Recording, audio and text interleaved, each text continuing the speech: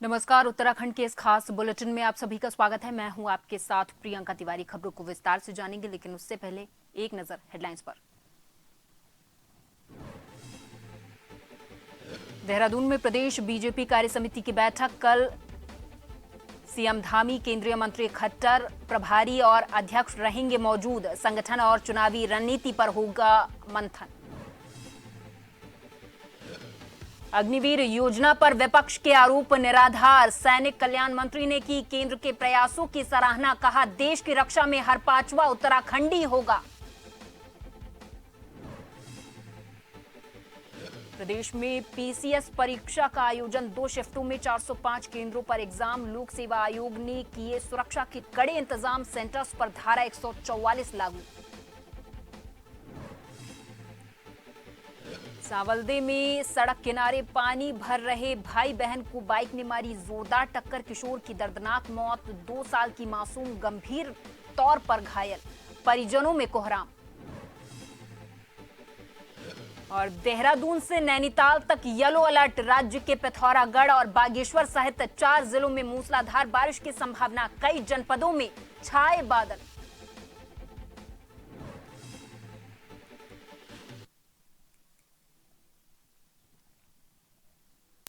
और अब बढ़ेंगे खबरों की ओर। उत्तराखंड बीजेपी की प्रदेश कार्य समिति की बैठक कल यानी कि 15 जुलाई को राजधानी देहरादून में आयोजित की जाएगी। इस बैठक में पार्टी के प्रदेश प्रभारी दुष्यंत गौतम, सह प्रभारी रेखा वर्मा, मुख्यमंत्री पुष्कर सिंह धामी, प्रदेश अध्यक्ष महेंद्र भट्ट समेत पार्टी के सभी वरिष्ठ नेता मौजूद रहेंगे। इसके साथ साथ पार्टी के ब्लॉक स्तर से प्रदेश स्तर तक के 1350 से अधिक पदाधिकारी भी अपनी उपस्थिति दर्ज करवाएंगे। इस बैठक में केंद्रीय मंत्री मनोहर लाल खट्टर भी शिरकत करेंगे। प्रदेश संगठन महामंत्री आदित्य कोठारी ने कहा कि इस बैठक में आगामी चुनावों की रणनीति पर मंथन होगा। इसके साथ ही लोकसभा चुनाव में उत्कृष्ट प्रदर्शन करने वाले बूथों के कार्यकर्ताओं को सम्मानित भी किया जाएगा। बीजेपी के प्रदेश महामंत्री आदित्य कोठारी ने कहा कि इस बैठक में उपचुनाव में हार के कारणों पर भी मंथन किया जाएगा।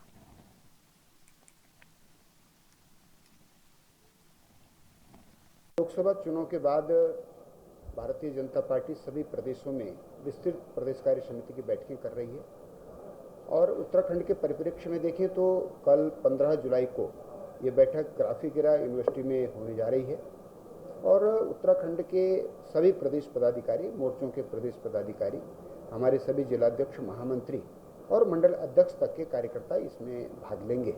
करीब 1400 की संख्या इसमें अपेक्षित है और हमारे केंद्रीय मंत्री, हरियाणा के पूर्व मुख्यमंत्री आदरणीय मनोहर लाल खट्टर जी इसमें मुख्य अतिथि के तौर पर रहेंगे। हमारे प्रदेश प्रभारी दुष्यंत गौतम जी और सह प्रभारी रेखा वर्मा जी प्रदेश कार्य समिति की बैठक में रहेंगी। उत्तराखंड में हुए उपचुनाव में मिली जीत के बाद कांग्रेस काफी उत्साहित है। साथ ही नेताओं ने बड़े बड़े दावे भी शुरू कर दिए हैं। कांग्रेस के वरिष्ठ उपाध्यक्ष सूर्यकांत धस्माना ने कहा कि बद्रीनाथ और मंगलौर सीट में भाजपा को हराकर मतदाताओं ने भाजपा की हर बार जीत की गलतफहमी को दूर कर दिया है। उन्होंने कहा कि उपचुनाव के नतीजे कई मायने में ऐतिहासिक हैं। लोकसभा चुनाव में अयोध्या में इंडिया गठबंधन की जीत हुई तो चुनाव में बद्रीनाथ धाम से भाजपा की हार का संदेश देश भर में गया। उन्होंने कहा कि भगवान के नाम पर राजनीति और छल कपट का जवाब जनता ने वोट से दिया है। अयोध्या के भगवान राम के संदेश के बाद अब भगवान बद्री विशाल ने संदेश दे दिया। इस देश में सब लोगों को मोहब्बत चाहिए, एकता चाहिए, इत्तेहाद चाहिए। पिराने कलियर के चरणों में मंगलौर ने संदेश दिया है और हमारे भगवान बद्री विशाल ने भी इस समय संदेश दिया है। उत्तराखंड में जो जीत का परचम कांग्रेस का लहराया है, इसका सिलसिला शुरू हो गया है। जनता के आशीर्वाद से आने वाले स्थानीय निकाय के चुनाव में भी हम जीतेंगे और आने वाले विधानसभा के 2027 के चुनाव में जनता के आशीर्वाद से उत्तराखंड में कांग्रेस की सरकार बनेगी। मंगलौर विधानसभा से नवनिर्वाचित कांग्रेस विधायक ने कहा कि वो मंगलौर की जनता के शुक्रगुजार हैं, जो उन्होंने अपना प्यार और स्नेह उन्हें देकर फिर से विधायक बनाने का काम किया है। उन्होंने कहा कि विकास कार्यों को लेकर उनकी प्राथमिकता रहेगी और क्षेत्र के लोगों का काम भी बड़ी प्राथमिकता के साथ कराया जाएगा। साथ ही उन्होंने कहा कि सब जनता जानती है कि अब हेलीकॉप्टर वाले बाबा नजर नहीं आने वाले, जो मंगलौर को बैंगलोर बनाने की बात करते थे। यहाँ मंगलौर उत्तराखंड में हरिद्वार जनपद में और बद्रीनाथ में दुगनी हो गई, क्योंकि अभी जब लोकसभा का चुनाव हुआ तो अयोध्या की सीट जीती, बाई इलेक्शन हुआ तो हरिद्वार में विधानसभा हुई वो जीती और बद्रीनाथ की लोकसभा विधानसभा जीती। तो अब देखने की बात यह है कि ये नफरत की राजनीति करने वाले लोगों को जनता जवाब दे रही है और नफरत के बाजार में मोहब्बत की दुकान खोल रही है। क्या विकास कार्य रहे थे जो पूर्ण कराने वाले हैं? आप देखेंगे सरकार के प्रतिनिधियों के साथ बैठेंगे, जो भी संसाधन उपलब्ध होंगे और जन भावनाओं के अनुकूल काम करेंगे। उत्तराखंड उपचुनाव में कांग्रेस पार्टी की विजयी जीत होने पर पिथौरागढ़ जिला मुख्यालय सहित बेरीनाग में कांग्रेस पार्टी के पदाधिकारी और कार्यकर्ताओं ने बड़े हर्षोल्लास के साथ बेरीनाग SBI चौराहे पर जमकर नारेबाजी के साथ मिष्ठान वितरित किया है। इस दौरान कांग्रेसियों ने कहा कि अभी 2 सीटों पर विजय की शुरुआत हुई है, तीसरे उपचुनाव को भी कांग्रेस जीतने वाली है और नगर इकाई और पंचायत चुनाव में भी कांग्रेस अपना परचम लहराएगी। उत्तराखंड की जनता ने अपना निर्णय देना शुरू कर दिया है। हमें भी मंगलौर विधानसभा और बद्रीनाथ की जनता का बहुत ही तहे दिल से धन्यवाद अदा करते हैं कि उन्होंने एक अच्छी सरकार चुनी। अब उन्होंने बताया कि जो अभी बेरोजगारी और लाचारी महिलाओं के साथ में जो दिक्कतें आ रही हैं उसका सामना वो डट के करेंगे। शुरुआत है, अभी जो उपचुनाव जीते तो आने वाली टाइम तो बहुत बढ़िया रिजल्ट रहेगा कांग्रेस। अग्निवीर योजना को लेकर उत्तराखंड के सैनिक कल्याण मंत्री गणेश जोशी ने प्रेस कॉन्फ्रेंस करके केंद्र सरकार के द्वारा सैनिकों के लिए किए जा रहे सकारात्मक प्रयासों की जमकर तारीफ की है। उन्होंने कहा कि अग्निवीर योजना को लेकर विपक्ष के आरोप निराधार हैं। विश्व के अनेकों देशों में अग्निवीर जैसी योजना चलती है। उन्होंने कहा कि देश की रक्षा करने वाला हर 5वां सैनिक उत्तराखंडी होगा। संसद के अंदर विपक्ष के नेता अग्निवीर को लेकर गलत बयानबाजी कर रहे हैं। पैरामिलिट्री फोर्स में 10% आरक्षण के साथ ही फिजिकल और आयु में अग्निवीरों को छूट देने की बात भी कही है। संसद के अंदर नेता प्रतिपक्ष ने एक बयान दिया कि जो अग्निवीर शहीद हुआ था उसको पैसा नहीं मिला, और बाद में जब उस परिवार से बात की गई तो उसने कहा कि नहीं, तुम्हें इतना पैसा मिला है। उसमें अगर कोई अग्निवीर शहीद हो जाता है तो उसको 44 लाख रुपए की अनुग्रह राशि दी जाती है और 48 लाख रुपए का गैर अंशदायी बीमा की राशि भी उसको दी जाती है।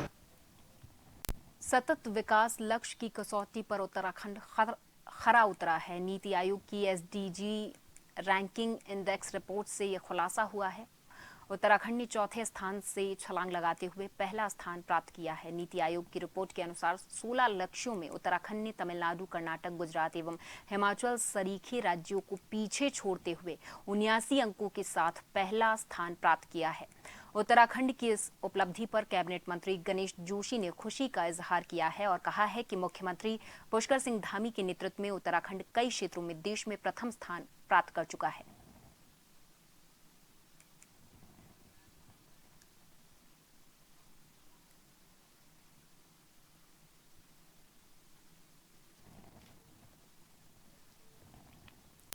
SDG की रिपोर्ट में उत्तराखंड के प्रथम आने पर जहां बीजेपी अपनी पीठ थपथपा रही, वहीं कांग्रेस के प्रवक्ता शीशपाल बिष्ट ने इस रिपोर्ट पर सवाल उठाते हुए कहा कि कई रिपोर्ट सरकार के द्वारा प्रायोजित की जाती हैं और उसमें प्रदेश को नंबर 1 दिखाया जाता है, लेकिन उत्तराखंड में बेरोजगारी, महंगाई जैसे कई मुद्दों में भी नंबर 1 ये बना हुआ है। देखिए, सरकार द्वारा प्रायोजित कई प्रकार की रिपोर्टें आती हैं जिसमें उत्तराखंड को नंबर 1 बताया जाता है, लेकिन आप देखिए ना, धरातल पर उत्तराखंड किस क्षेत्र में नंबर 1 है। बेरोजगारी की बात सरकार करती है कि हमने बेरोजगारी दूर कर दी, लेकिन बेरोजगार लगातार धरने प्रदर्शन पे बैठे हुए हैं कि उनके साथ न्याय नहीं हो रहा है, सरकार रोजगार नहीं दे रही है। बेटियों की सुरक्षा के सवाल पर राज्य की मातृशक्ति और विपक्षी दल लगातार आंदोलित हैं कि बेटियों को सुरक्षा नहीं दे पा रही है। आए दिन बेटियों के साथ बलात्कार की घटनाएं हो रही हैं। 21, 20 और 22, 23 की NCRB की रिपोर्ट आप उठा करके देख लीजिए, चौंकाने वाली है। 9 हिमालयी राज्यों में बेटियों के साथ जिस प्रकार से अत्याचार हो रहे हैं उसमें उत्तराखंड नंबर 1 पर। बद्रीनाथ विधानसभा के उपचुनाव में भारी प्रचंड बहुमत हासिल होने के बाद कांग्रेस पार्टी के नवनिर्वाचित विधायक लखपत सिंह बुटोला पहली बार जोशीमठ देवनगरी में पहुंचे, जहां नवनिर्वाचित विधायक लखपत बुटोला ने TCP मुख्य बाजार से लेकर मारवाड़ी चौक तक एक रोड शो किया। बता दें कि कांग्रेस पार्टी के नवनिर्वाचित विधायक लखपत सिंह बुटोला की जोशीमठ देवनागरी पहुंचने पर सभी कांग्रेसी कार्यकर्ताओं ने और जोशीमठ नगर के स्थानीय लोगों ने उनका फूल मालाओं के साथ भव्य स्वागत किया है। बता दें कि इस रोड शो के दौरान सैकड़ों की तादाद में कांग्रेस पार्टी के कार्यकर्ताओं और स्थानीय लोगों ने शिरकत की है। इस दौरान नवनिर्वाचित विधायक लखपत बुटोला ने जोशीमठ नगर के लोगों से कहा कि मैं हमेशा तत्पर रहूंगा। जनता को बहुत बहुत धन्यवाद देना चाहता हूँ कि उन्होंने स्वच्छता की नैतिकता के लड़ाई में साथ दिया है। जोशीमठ की जनता के साथ रहूंगा। यहाँ के लोगों को जो उठाने का काम किया जाए, जो यहाँ के लोगों को हटाने का काम किया जा रहा, वो मैं होने नहीं दूंगा। बद्रीनाथ विधानसभा की जनता ने जो कांग्रेस पे भरोसा जताया है, मेरा मानना यह है कि हम लोग पूरी निष्ठा के साथ प्रदेश स्तर पर और बद्रीनाथ के स्तर पर पूरे मनोयोग के साथ काम करेंगे। दूसरा, हम ये कह रहे हैं कि जिस तरीके से राजनीतिक उथल-पुथल हो रही है और राजनीति में जो उठापटक चल रही है, जो दल बदल का वो चल रहा है, एक सबक जनता ने सिखाया है और ये प्रचंड जीत पूरे बद्रीनाथ विधानसभा को समर्पित है। देहरादून से SN उत्तराखंड लोक सेवा की ओर से PCS परीक्षा का आयोजन सुबह 10 बजे से 2 शिफ्ट में हो रहा है। PCS परीक्षा 2 शिफ्टों में रखी गई है। इसके लिए 405 केंद्रों पर तमाम व्यवस्थाएं की गई हैं। इस परीक्षा में करीब 1,50,000 अभ्यर्थी शामिल हैं। 405 परीक्षा केंद्र पारदर्शी परीक्षा के आयोजन को लेकर पुख्ता इंतजाम किए गए हैं। आयोग की मुख्य सचिव राधा रतूड़ी ने परीक्षा को पारदर्शी रूप से संपन्न कराने के लिए अधिकारियों से बैठक कर पहले ही दिशा निर्देश दिए हैं। एग्जाम को लेकर आयोग ने कड़ी सुरक्षा के इंतजाम भी किए हैं। इसके साथ ही परीक्षा केंद्र पर धारा 144 लागू कर दी गई है। नकल विरोधी दस्तों को सावधान करते हुए कड़े निर्देश भी दिए गए हैं।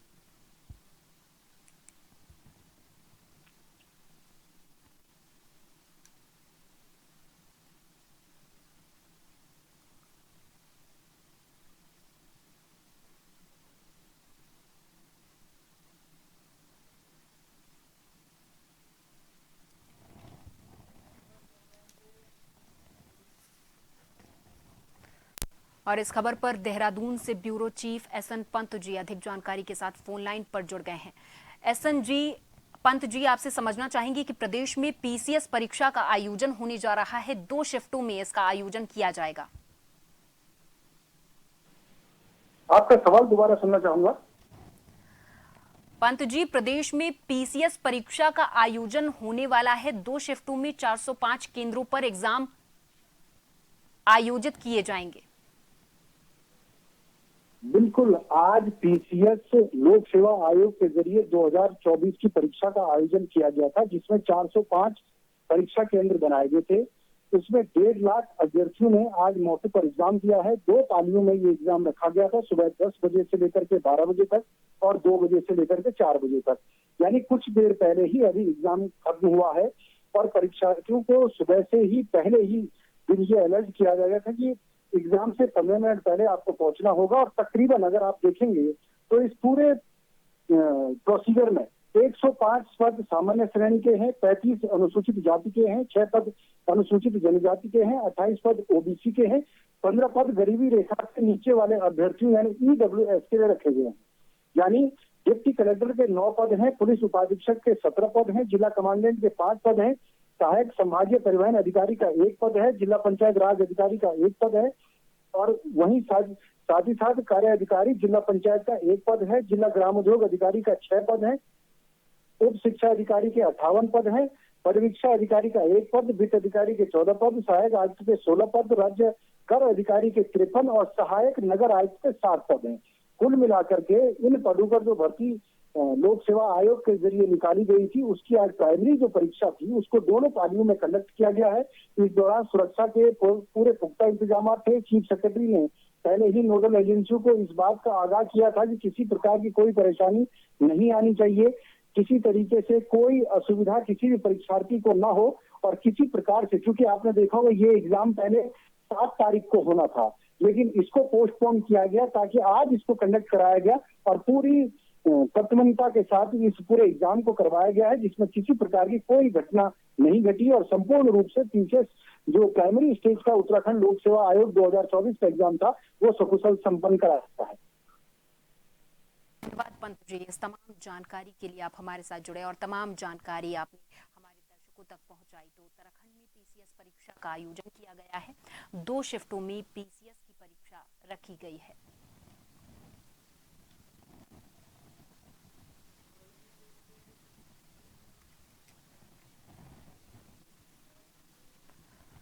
चंपावत एसपी अजय गणपति के निर्देश पर पुलिस की नशा तस्करों के खिलाफ ताबड़तोड़ कार्रवाई लगातार जारी है। शनिवार को एसओ पाटी देवनाथ गोस्वामी के द्वारा पुलिस टीम के साथ बालिक चेकपोस्ट के पास चेकिंग के दौरान अभियुक्त नैन सिंह के पास से थैली के अंदर रखी 870 ग्राम चरस बरामद हुई है। अभियुक्त के विरुद्ध एनडीपीएस एक्ट के तहत अभियोग पंजीकृत किया गया है।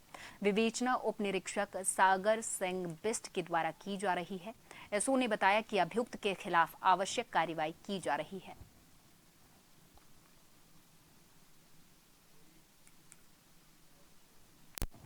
भगवानपुर तहसील के दरियापुर दयालपुर गांव में गुलदार के आतंक से किसान खेतों पर झुंड के साथ जा रहे हैं, जिससे पशुओं का चारा और धान रुपाई कर पाएं। किसान ने बताया कि गुलदार की दहाड़ इस कदर खौफनाक है कि लोग घरों की छतों पर सोने को मजबूर हैं। किसानों ने बताया कि गुलदार के डर से पशुओं को दूसरे गांव भेज दिया ताकि पशु सुरक्षित रहें। अब सवाल इस बात का है कि आखिर सूचना मिलने के बाद भी वन विभाग की टीम जीरो ग्राउंड पर नहीं पहुंची, जिसके चलते किसान खौफजदा हैं। रात को 1:38 को हम बाथरूम के लिए उठे और जी जैसे ही वापसी गए तो घर के सामने पूरा घुर्रा रहा। वहीं पे दीवार के पास में ही 5-5 फुट मेरी दीवार है सर, और वहीं पे मेरे डंगर बंधे हुए थे। और जी जैसे पूरा रुका तार रहा वो मैं देखा तो गुलदार फिर रहा बाहर पे। और जी मैं घर पे फ़ोन करा गांव में से आदमी आए, तभी वो मुझे भी लेके गए, मेरे डंगरों को भी लेके गए। उस दिन के बाद में डंगर मैंने रिश्तेदारी में अपनी पूछा दिए और मैं वहाँ पे पढ़ रहा, घर मेरा अकेला, वहाँ इसका कुछ समाधान करो। उन्होंने डंगर भी अपनी बहन के यहाँ भेजे इमली खेड़ा। अच्छा। और उसके बाद फिर उन्होंने अब घर भी छोड़ दिया, बकरी बच्चे भी दूर है और अपने आप भी दूसरे घर में रह रहा। अब उसे इतनी परेशानी हो रही बहुत ज़्यादा। अब तो जानवर, अब कल आरिफ भाई का फार्म पर से कुत्ता उठा लिया और तड़क में आके उसे फाड़ के इसमें डाल दिया चेरी में। और चेरी में जिस टाइम डाला वो हमने भी देखा, आधे गाँव करीबन देख रहे। कई दिन से बहुत ही समस्या चल रही है, किसी ने कोई सूचना नहीं दी। अच्छा अब सूचना दी तो वन विभाग वालों ने अब तक का कोई सूचना नहीं, सुबह से चल ही रहा है काम। अच्छा, वन विभाग की टीम नहीं आई? अब तक नहीं आई जी। अब तक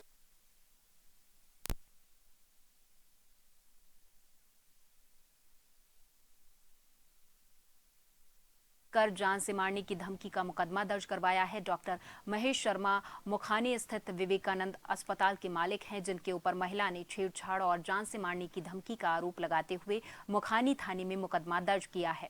पुलिस अब पूरे मामले में मुकदमा दर्ज कर जांच में जुटी हुई है। महिला द्वारा डॉक्टर महेश शर्मा के खिलाफ छेड़खानी और जान से मारने की धमकी देने का आरोप है, जिस पर थाना मुखानी ने एफआईआर दर्ज की है।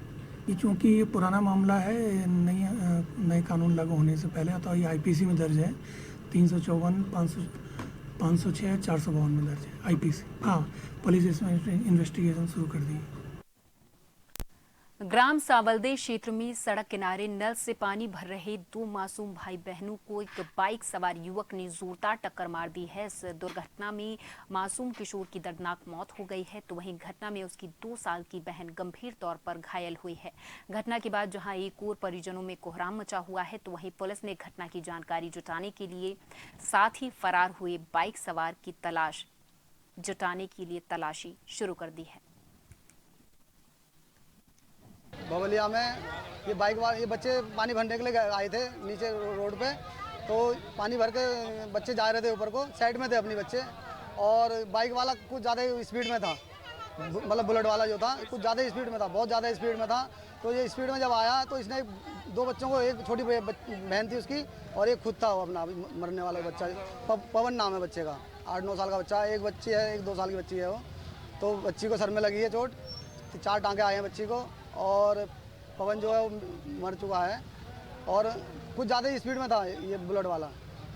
रामनगर में शनिवार की शाम ग्राम सावलदे क्षेत्र में सड़क में पानी भर रहे नल से 2 मासूम भाई बहनों को एक बाइक सवार युवक ने कुचल दिया, जिसमें 8 वर्षीय बालक की दर्दनाक मौत हो गई, तो वहीं 2 वर्षीय बालिका गंभीर रूप से घायल हो गई, जिसका रामनगर के सरकारी अस्पताल में उपचार चल रहा है। घटना को लेकर जहां एक और मृतकों के परिजनों में कोहराम मचा हुआ है, तो वहीं गाँव के लोगों में भी घटना को लेकर आक्रोश बना हुआ है। वहीं ग्रामीणों का कहना है कि बाइक सवार जो बुलेट सवार था वो मौके पर गाड़ी छोड़कर भाग गया, और उसके बाद उन्होंने बताया कि इसी गाँव में रहने वाला 8 वर्षीय पवन अपनी 2 वर्षीय मासूम बहन अनुष्का के साथ सड़क किनारे पानी भरने आया था। इसी बीच बाइक सवार ने इन्हें अपनी चपेट में ले लिया, जिसमें पवन की मौत हो गई और उसकी बहन जो 2 वर्षीय वो गंभीर रूप से घायल हो गई, जिसका रामनगर के सरकारी अस्पताल में उपचार चल रहा है। घटना की जानकारी मिलने के बाद पुलिस भी मौके पर पहुंची और पुलिस ने मामले की जाँच शुरू कर दी है। रामनगर से राजीव अग्रवाल के साथ कैमरामैन बंटी अरोड़ा, जन।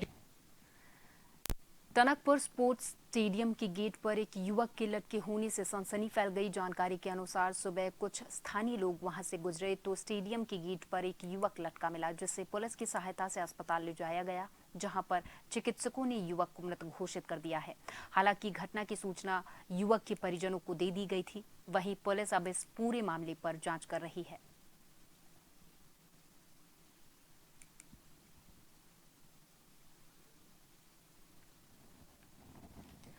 बीते दिनों लाल कुआं में भारी बरसात के बाद जलमग्न हुई पूरी विधानसभा के लिए विधायक मोहन बिष्ट के द्वारा नगर पंचायत सभागार में सभी विभागों के अधिकारियों की बैठक बुलाई गई थी। लेकिन आपदा के सीजन में अधिकारी कितने गंभीर हैं, इसका उदाहरण बैठक में ही देखने को मिल गया, जब कई विभागों के अधिकारी आए ही नहीं। उन्होंने अपने अधीनस्थ कर्मचारियों को बैठक में भेजकर औपचारिकता पूरी कर ली, जबकि कई अधिकारी विधायक के सामने बहाने बनाते हुए नजर आए। विधायक मोहन सिंह बिष्ट ने लगातार अधिकारियों को उनकी जिम्मेदारी का एहसास कराया, लेकिन जनता की समस्याओं के प्रति ज्यादातर अधिकारी गंभीर दिखाई नहीं दिए। हालांकि विधायक ने कहा कि जल्द धरातल पर जलभराव और आपदा से निपटने के लिए काम होते नहीं दिखाई दिए तो इन अधिकारियों के खिलाफ आवश्यक कार्रवाई के उच्च अधिकारियों को कहा जाएगा।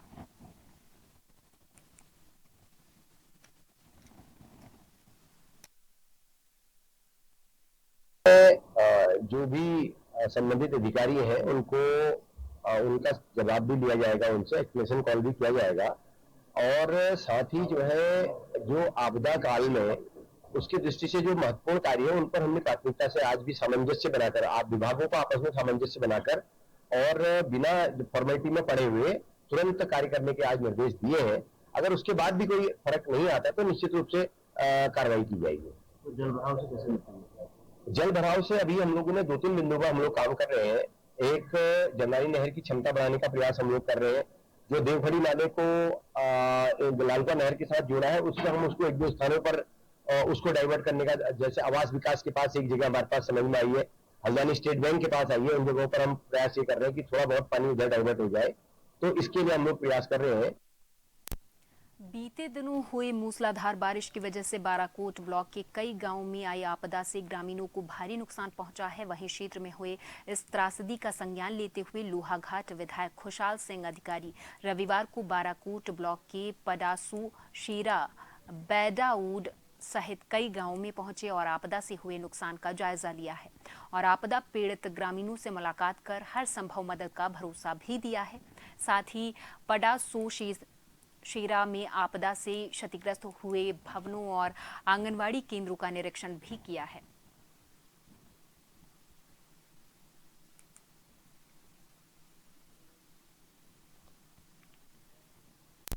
बता दें कि उत्तराखंड में भारी बारिश की वजह से लोगों का हाल बेहाल है। कई इलाकों में नदियां और नाले उफान पर हैं। इस बीच मौसम विभाग ने कई जिलों में भारी बारिश का येलो अलर्ट जारी किया है। मौसम विभाग की माने तो उत्तराखंड के 4 जिलों देहरादून, पौड़ी, ऊधम सिंह नगर और नैनीताल में रविवार को भारी बारिश होगी। अल्मोड़ा, टिहरी, पिथौरागढ़, चमोली, उत्तरकाशी, रुद्रप्रयाग और हरिद्वार जिले के कुछ इलाकों में कई दौर की तेज बारिश होने की संभावना है, जबकि अन्य जनपदों में आंशिक बादल छाए रहेंगे और कहीं कहीं हल्की बारिश हो सकती है। वहीं मैदानी क्षेत्रों की बात की जाए तो मैदानी क्षेत्रों में उमस परेशान कर सकती है।